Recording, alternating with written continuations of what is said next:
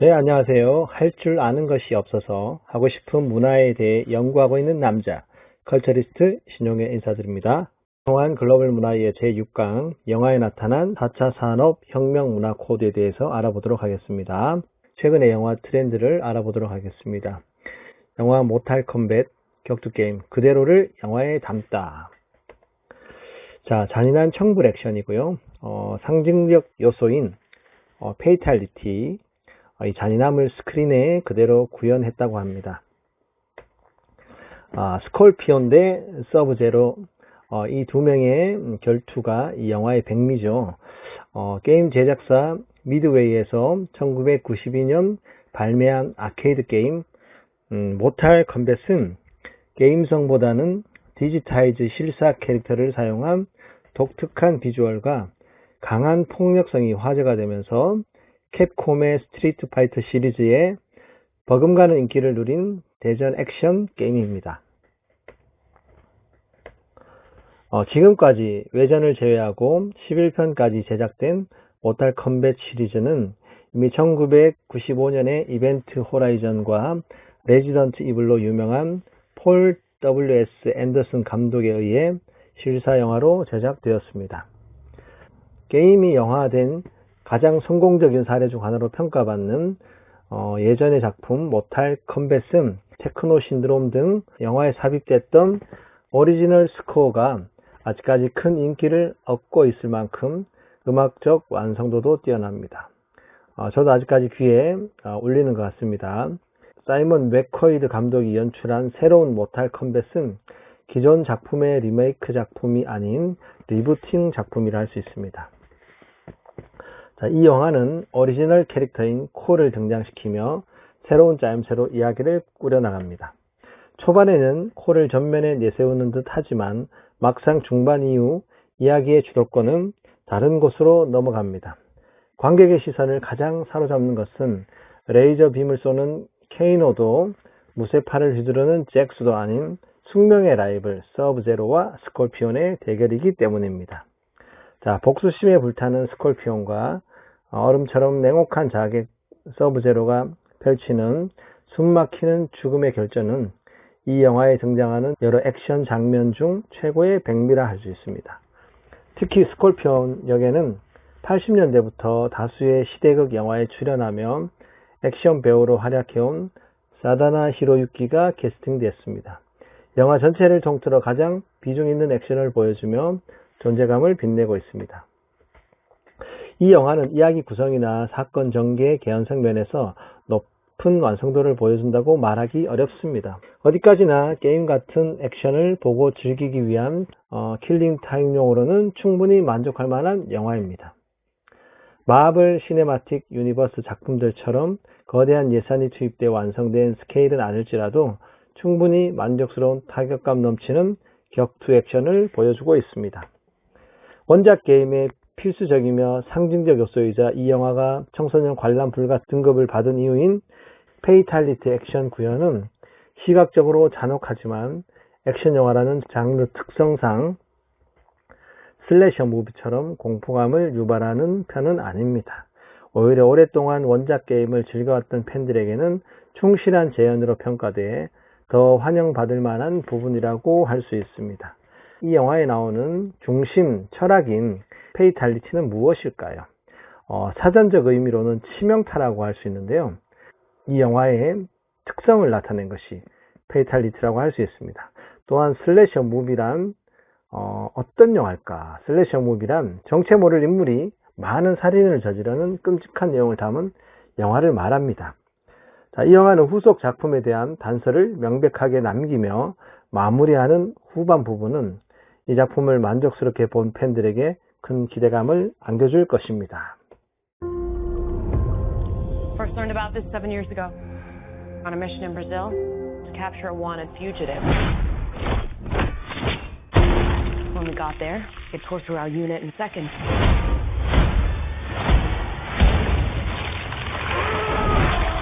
The target had superhuman abilities.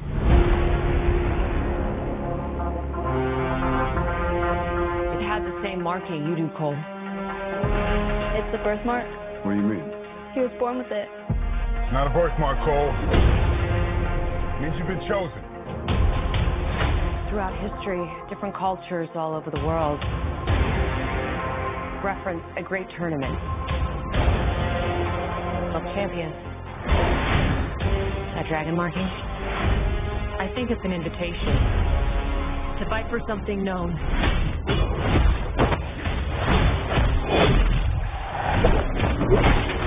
As Mortal Kombat. These are your champions.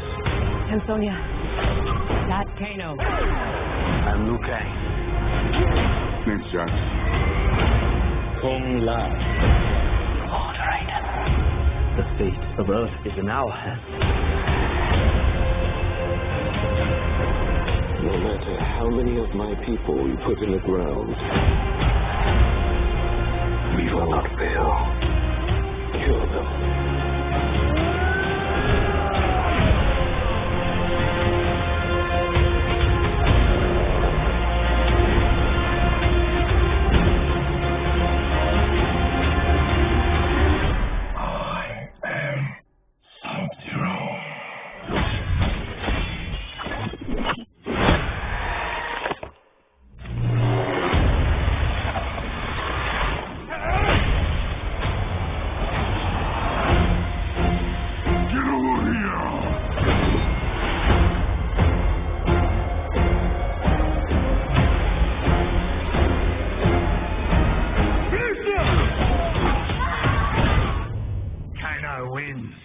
You fucking beauty. 저는 오늘 이 영화를 보러 갈 겁니다. 자, 그럼 오늘은 영화를 통한 글로벌 문화의 제6강, 영화에 나타난 4차 산업 혁명 문화 코드에 대해서 알아보도록 하겠습니다.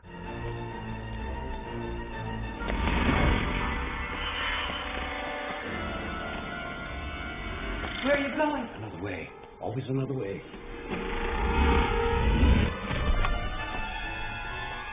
Closer, quick.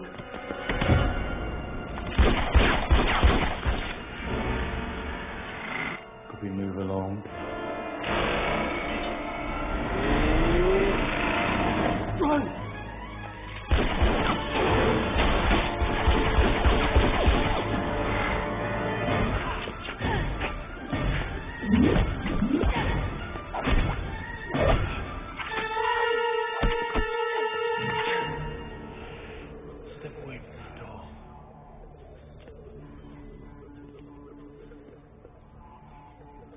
We owe you for that.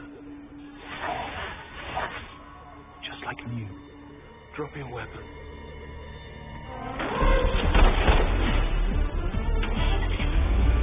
Stay with me. What about Neo? He can handle himself. Getting back.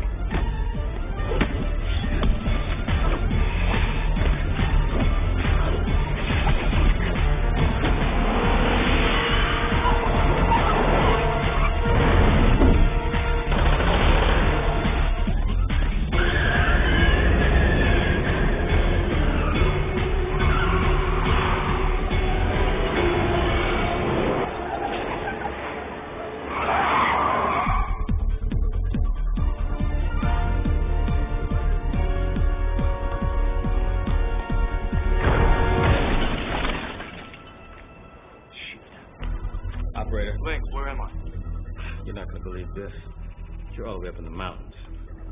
Really? Yeah, it's gonna take me a while to get up the next. Oh shit.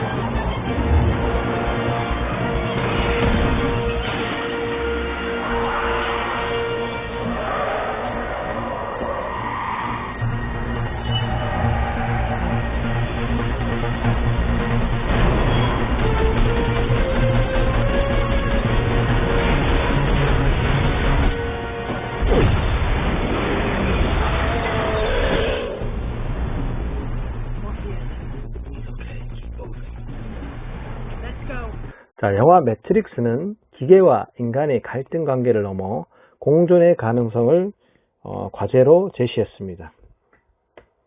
인간이 기계를 개발하여 활용하는 단계를 넘어 기계에 의존하는 수준에 이르게 되었고, 한 걸음 더 나아가 기계에 의해 통제되는 가능성도 배제할 수 없는 상황을 전제하고 있습니다. 자, 이런 불상사를 피하기 위해 영화는 인간과 기계 사이에서 벌어지는 치열한 투쟁을 보여주는데, 그러나 장기적으로 볼 때는 공존의 가능성을 모색해야 한다는 것이 영화가 우리에게 던진 메시지입니다.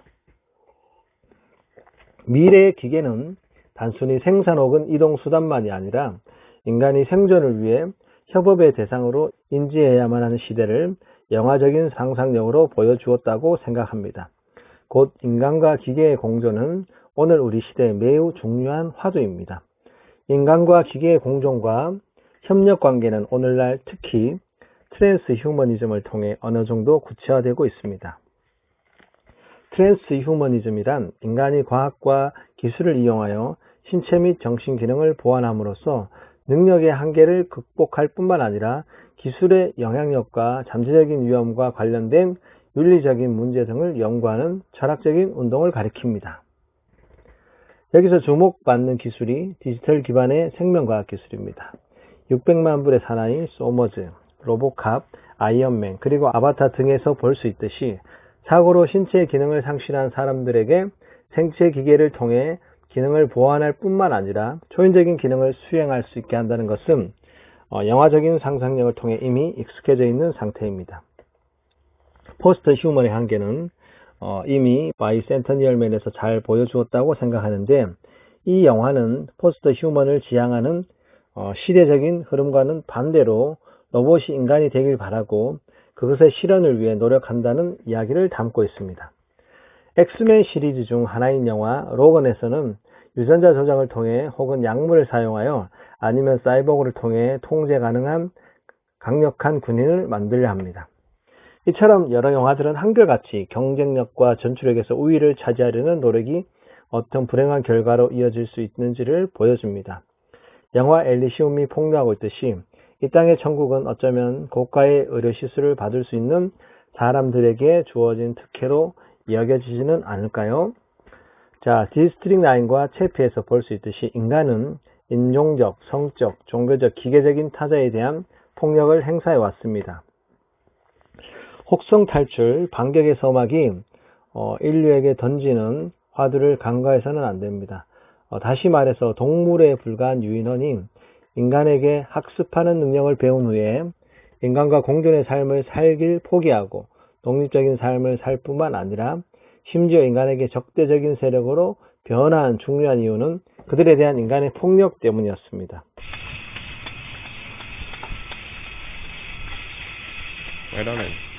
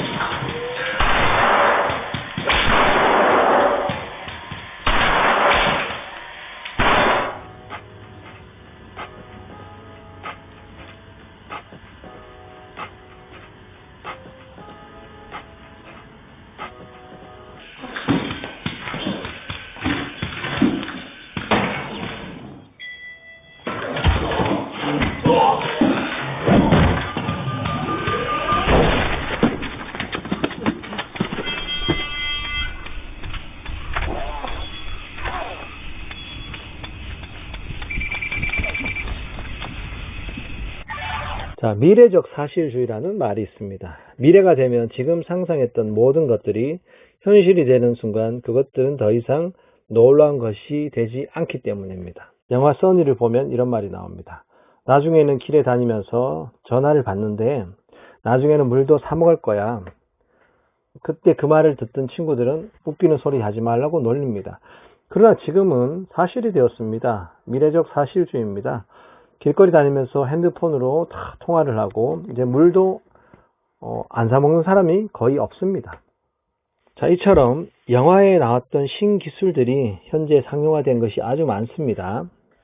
네, 과거 사람들은 2015년을 어떤 모습으로 상상해 왔을까요? 네, 학생들은 달나라로 수학여행을 떠나고 네. 또 달리던 자동차가 도로가 막히면 갑자기 하늘로 날아오르고 뭐 이런 걸 떠올렸을 것 같은데요. 상상은 얼마나 현실이 됐을까요? 직접 확인해 보시죠.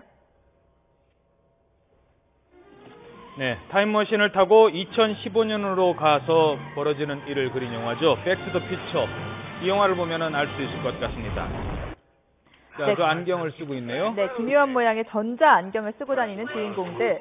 이 안경으로 TV를 보거나 누구에게 전화가 왔는지 확인하는 수준에 불과했었는데요. 예. 근데 이렇게 현실화가 됐습니다. 네, 상상 속 안경은 구글 글래스로 현실화됐습니다. 세련된 디자인 돋보이죠. 또 전화 받는 것은 물론 인터넷 검색까지 기능은 더 다양해졌습니다. 자, 또 하나 나옵니다. 이게 날아다니는 스케이트보드잖아요. 네, 보는 이의 눈을 의심케 했었는데요. 자, 이것도 현실화가 됐습니다. 아직 금속 바닥 위에서 2-3cm 뜨는 것에 불과하지만 미국에서 이미 개발이 됐습니다. 예. 호버보드라고 부르죠. 예. 자, 영화 속에서 또 이런 게 나옵니다. 씹는 사람의 발 사이즈에 딱 맞게 끈으로 자동 조여지는 최첨단 운동화. 네, 지난 2011년 이미 같은 디자인으로 출시가 됐었고요. 또 신발끈을 자동으로 묶어주는 기능도 개발 중이어서 올해 나이키에서 출시될 거란 소문이 솔솔 나오고 있습니다. 예.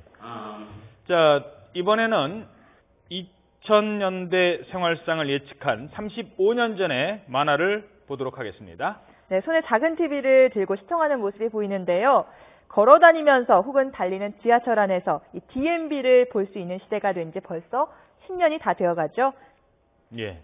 자, 그리고 움직이는 도로가 나오고 있습니다. 화면에. 도로가 움직일 것이다. 이 상상 역시 어느 정도 현실화가 됐어요. 네, 먼 이동 거리를 단축시켜주는 무빙 워크로 이미 현실화가 됐습니다. 네.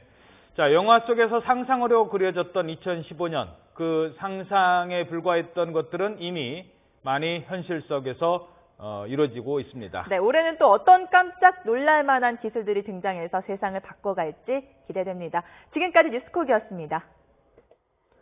영화 광해의 스토리는 아동소설 왕자와 거지와 비슷한 스토리를 가지고 있습니다. 작품에 따라 등장인물과 환경이 바뀌는 것입니다. 이런 스토리를 인공지능이 창작하기도 합니다. 얼마 전 뉴스를 보니까 인공지능 로봇이 소설을 쓰기도 하고 또 음악을 작곡하기도 하는 것을 보았습니다. 이뿐만 아니라 다양한 영역에서 인공지능은 사람을 대체하고 있습니다. 이번에는 ICT 트렌드를 소개해드리는 ICT 월드 시간입니다. IT 칼럼니스트 이효훈 씨와 함께하겠습니다. 어서 오십시오. 안녕하세요. 안녕하세요. 예, 오늘 어떤 이야기 해볼까요? 예, 올해 ICT 업계의 가장 큰 화제거리라면 단연코 가상현실과 인공지능을 들 수가 있을 겁니다. 특히 올해 초에 알파고가 이세돌 구단과의 바둑 대결에서 승리함으로써 굉장히 많은 관심을 불러 모았는데요. 이 때문에 많은 분들이 이제 인공지능으로 인해 인간의 삶이 어떻게 변할 것인지 많이 궁금해하셨을 것 같습니다. 오늘은 그 중에서도 인간 정신의 어떤 정수를 드러내는 행위라고 여겨지는 예술 창작과 인공지능의 이야기를 한번 해볼까 합니다. 네, 인공지능이 뭐 사람 대신 음악을 만든다, 그림을 그린다, 여러 가지 소식들이 올해 초에 계속 많이 들려왔었어요. 근데 실제 창작에 인공지능이 많이 쓰이고 있습니까? 인공지능이라고 부르긴 뭐하지만 이 컴퓨터 기술 자체는 예술 창작에 굉장히 많이 쓰이고 있습니다. 대표적인 것이 포토샵 같은 그래픽 프로그램이죠. 컴퓨터 그래픽을 비롯해서 음악 작업에 이르기까지 ICT 기술은 예술 창작 작업에 거의 전면적으로 광범위하게 이미 쓰이고 있는 상황인데요. 하지만 인간이 개입되지 않은 인공지능이 스스로 어떤 창작물을 만들고 있는가 하면 그건 또 다른 문제가 됩니다. 먼저 보실 것은 그 선스프링이라는 이름의 영화입니다. 9분짜리 단편 SF 영화로 공상과학 영화제인 사이파이 런던에 출품된 작품입니다. 정확하게는 이 48시간 도전이라고 해서 영화제 안에 48시간 안에 영화를 제작해야 하는 대회가 있거든요. 거기에 출품된 작품입니다. 예. 이 영화의 시나리오 작가가 벤저민이라는 이름인데요. 바로 여기에 반전이 있습니다. 벤저민은 사람이 아니라 인공지능이거든요. 인공지능이 시나리오를 쓰긴 했지만 180여 개의 작품 가운데 탑 10에 포함되었다고 합니다. 이런 것만 보면 인공지능이 점점 창작의 영역을 침범하고 있는 것처럼 보이지만 사실은 그렇지는 않습니다. 아직 그 예술작품으로 인정받기엔 몇 가지 문제점들이 좀 존재하는 상황이거든요. 예. 사실 창작 예술 분야만큼은 인공지능이 들어오지 않았으면 좋겠다 이렇게 생각하는 분들이 많거든요. 그러면은 이 AI가 만든 창작 예술 작품에는 어떤 문제점들이 있었습니까? 일단 그 예술이란 무엇인가 이 문제가 있습니다. 이 사전에 나온 정의를 보자면 미적 작품을 만드는 인간의 창조 활동이라고 되어 있는데요. 지금까지 나온 인공지능의 창작 활동을 보면 대부분 미리 주어진 데이터를 학습한 다음에 어떤 패턴을 새롭게 추출해서 다른 형태의 콘텐츠를 만드는 형식입니다. 앞서 소개한 벤자민 역시 수십 개의 영화 대본을 습득한 다음에 비슷한 패턴으로 영화 대본을 뽑아낸 것이죠. 창작이라기보다는 뭐랄까 말 그대로 이 대본을 뽑아냈다라는 표현이 더 어울리는데요. 비슷한 예로 이 마이크로소프트가 추진하고 있는 넥스트 렘브란트라는 프로젝트가 있습니다. 인공지능으로 렘브란트의 화풍을 재현하는 프로젝트인데요. 이 기술을 이용하면 왠지 그 렘브란트가 그린 것 같은 느낌의 그림을 컴퓨터가 그리는 것을 볼 수가 있습니다. 예. 하지만 이것도 결국은 인공지능이 렘브란트를 따라한 것이지 스스로 창작하는 것은 아니죠. 또 지금 이제 보시는 화면은 콜로수스라는 음악을 연주하는 장면인데요. 음악 작곡 인공지능인 I.am Us가 만들어낸 곡입니다. 기존의 음악 작곡 인공지능보다 조금 더 진보한 새로운 것을 섞을 줄 아는 능력을 가진 인공지능인데요. 아무리 그렇다고 해도 기본적으로는 인간이 이미 만들어 놓았거나 습득한 그런 음악적 규칙을 바탕으로 곡을 만들 수밖에 없습니다. 예. 결국 창작이라기보다는 모방과 변형을 통한 재창조라는 말이죠. 이런 것들이 이제 쌓이고 쌓여서 더 많이 발전하지 않을까 이런 생각이 드는데 이 정도만 해도 좀 대단하다고 볼 수 있는 거 아닌가요? 대단하긴 하죠. 근데 하지만 이제 이렇게 만들어진 작품들이 좋은 작품이냐라고 묻는다면 또 그렇지도 않습니다. 실제로 이 자동 작곡 음악에 대한 연구는 굉장히 오래전서부터 연구가 시작되고 있었거든요. 음악 자체가 어떤 수학적 규칙성을 가지고 있기 때문인데요. 지금 보시는 것이 1950년대에 만들어진 일리악이라는 컴퓨터를 이용해서 창작된 음악을 연주하는 모습입니다. 문제는 이렇게 만들어진 음악을 사람들이 좋아하지 않거나요, 때로는 불쾌하게 여겼다라는 사실이 있습니다. 구글이 인공신경 회로망 딥드림을 이용해서 만들어낸 이미지 합성 알고리즘이 이 인셉션이즘으로 만들어진 작품들 역시 마찬가지인데요. 수없이 많은 사진들 속에서 스스로 어떤 변수를 찾아내서 다른 사진과 합성하는 그런 알고리즘입니다. 지난 3월에는 이 인셉션이즘으로 만들어진 그림들을 전시해서 실제로 판매해서 성공해서 굉장히 큰 화제를 모았던 적이 있습니다. 하지만 과연 이 그림들이 최초로 인공지능이 그려서 판매한 제품이 아니었다면 과연 팔렸을까요? 이처럼 자동으로 만들어진 작품들은 곧 여러 가지 문제에 좀 봉착하게 되는데요. 하나는 의도하지 않게 사람들에게 어떤 불쾌감을 주는 구간이 만들어진다는 거죠. 일종의 언캐니 밸리라고 볼 수 있을 것 같고요. 다른 하나는 사람의 해석이 들어갈 맥락이 사라지게 됩니다. 불쾌감을 주는 구간이 만들어졌고 해석이 들어갈 구간을 빼앗았다. 이게 어떤 얘기인가요? 예술의 정의가 달라진 건데요. 예. 현대예술 같은 경우는 보는 사람이 어떻게 해석하는가, 시장에서 얼마만큼의 가치를 만들어내는가가 더 중요하게 여겨집니다. 또 제작 방법도 그에 따라서 많이 달라졌는데요.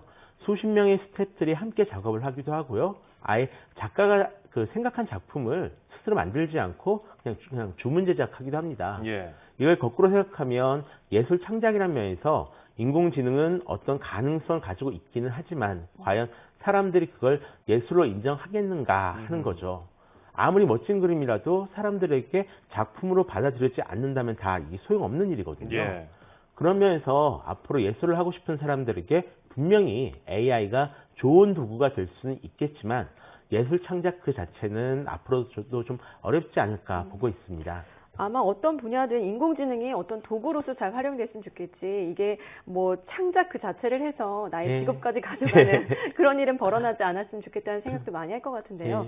그렇다면 앞으로 인공지능이 예술 창작에는 어떤 영향을 끼칠 것으로 전망하십니까? 일단 작품 활동을 하고 싶은 분들을 좀 돕는 도구가 될 수 있을 거라고 생각합니다. 구글의 마젠타 프로젝트는 그 인공지능을 이용해서 새로운 작품들을 만들어내는 프로젝트인데요. 입력된 작품들을 다른 형태로 다시 작업하는 그런 형태의 인공지능입니다. 이런 작품들은 이제 음악을 미술로 바꾼다던가 아니면 영화를 그림으로 바꾼다던가 해서 사람들이 어떤 새로운 창작에 영감을 불러 넣어줄 수 있을 것으로 보입니다. 또 다른 것으로 주쿠덱이라는 서비스가 있습니다. 이 서비스는 장르와 분위기, 곡 길이를 입력하면 자동으로 음악을 만들어주는 이제 인공지능 서비스인데요. 자신이 찍은 영상에 간단한 배경음악이 필요한 사람들에게 좋은 반응을 얻고 있다라고 합니다. 이렇게 인공지능의 도움을 받는다면 앞으로 더 많은 사람들이 좀 활발한 창작 활동을 할 수 있지 않을까 생각하고 있습니다. 예, 인공지능의 영역이 과연 어디까지 다가갈 수 있을지 지켜보도록 하겠습니다. 자, 지금까지 IT 칼럼니스트 이호훈 씨와 함께 인공지능과 예술 창작에 대해서 알아봤습니다. 오늘 고맙습니다. 고맙습니다. 자, 제임스 카메룬 감독의 영화 아바타는 제작 기간만 10년이 걸렸다고 합니다. 10년 중 5년을 문화 기술이 발전할 때까지 기다렸다고 합니다. 왜냐하면 표현하고 싶은 것을 표현할 수 있는 기술력이 그 당시에는 없었기 때문입니다. 영화 스타워즈도 4, 5, 6편이 1, 2, 3편보다 먼저 제작되었다고 합니다. 1, 2, 3편을 만들 기술이 부족했기 때문입니다. 최근에는 기술의 발전으로 인해 스크린 X 영화관이 등장했습니다. 요즘 4D나 와이드 스크린 이런 영화 많지만 또 스크린 X란 영화관에서 전방 스크린뿐만 아니라 좌우 벽면을 동시에 스크린으로 활용하는 상영 시스템을 말합니다. 화면 자체만 큰 것은 IMAX이고 화면을 좌우로 확장한 것이 바로 스크린 X입니다. 이 기술로 인해 영화에 대한 몰입감을 더 높이고 있습니다. 미래에는 이 스크린 X뿐만 아니라 가상현실과 메타버스를 활용한 정말 영화 현장에 우리가 들어가서 체험하는 것 같은 그런 느낌을 할 수 있는 날도 곧 올 것 같습니다. 정면의 스크린은 물론 양 벽면으로도 영상이 투사되고 있는 것을 볼 수 있다. 바로 멀티 프로젝션 기술, 스크린 X 기술이 적용된 상영관이다. 스크린 X 기술은 극장 화면의 경계를 넘어 정면 스크린은 물론 좌우 벽면에도 확장된 영상을 투사해 관객들의 시야를 꽉 채워주기 때문에 관객이 마치 영화 속에 들어가 있는 것 같은 몰입감을 준다.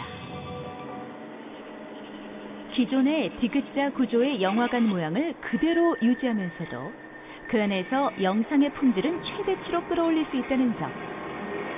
또 하나, 3D 입체 영화 관람 시 필요했던 안경 착용이나 그로 인한 불편함을 덜어준다는 점도 스크린 X 기술에 있어 주목할 점인데, 세계 최초로 개발된 멀티 프로젝션 기술 스크린 X, 그 발전 가능성은 무궁무진하다.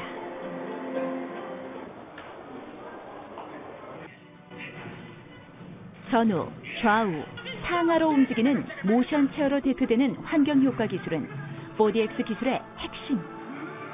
3D 입체 영상을 시각을 넘어 오감으로 즐길 수 있는 4DX 상영 시스템. 영화의 장면에 따라 움직이는 모션 체어와 함께 다양한 효과들을 각종 장비와 기술을 통해 구현하고 이러한 장비들을 IT 기술로 원격 제어할 수 있는 시스템이다. 모션 체어가 제공하는 환경 효과는 주로 움직임과 관련된 것이다. 모션 체어는 영화 상영 중 상하, 좌우, 앞뒤로 움직이거나 등과 엉덩이 부분의 진동 분자는 미세한 떨림까지 전달해준다. 한편 관객의 얼굴을 향해 바람이 불거나 영화의 장면에 따라 물이 분사되기도 한다. 상영관 전체에 퍼지는 향기 효과, 벽면에서 나오는 비눗방울 효과, 스크린 중앙에서 분사되는 안개 효과, 상영관 전체에 부는 바람 효과와 그 외에도 비와 번개 효과까지 다양한 물리 효과가 더해져 관객의 오감을 깨워준다.